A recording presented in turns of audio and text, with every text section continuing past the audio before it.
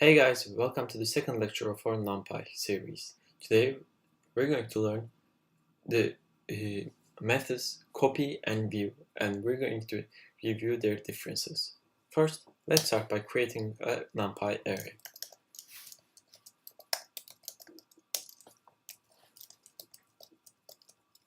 And 5. Excellent.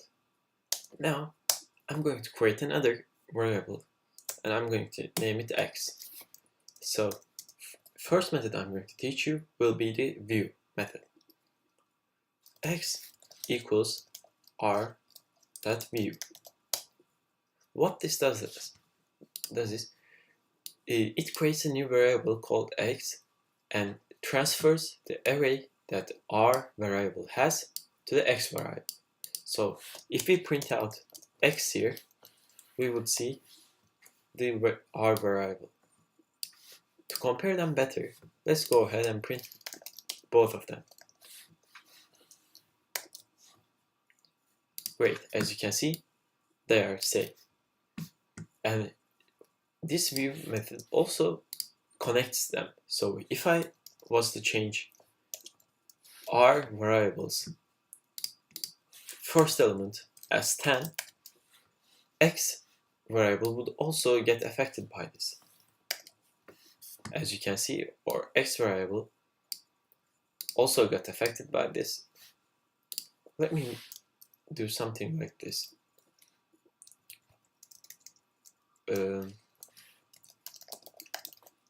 R variable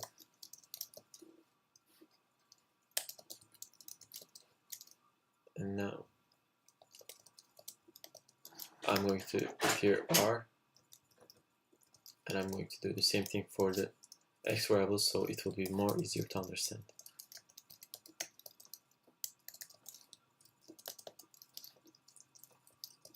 X. So if you print this out, as you can see, it's now more easier to understand.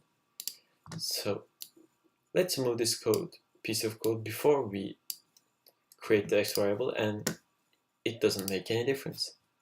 Now, if we just want to copy the raw version of r variable and then we want to make some changes on r variable, we should go ahead and use the method copy here. This method copies the exact version of r variable and then it transfers it to x variable. At first, it may seem like the view method, but the difference is here. If I want to change the first element of r variable to, let's say, 10 again, x variable wouldn't be affected by this change. As you can see, now I have a 10 variable at I have 10 as a first element in r variable, but x has not changed. But if I was to move this code before I created x variable, x would also get affected by this. Let's check it out. Yes, now they are both affected. This copy and view method could be useful in different cases. For example, if you want to store a raw version of an array, the first version of an array, you might use this copy method.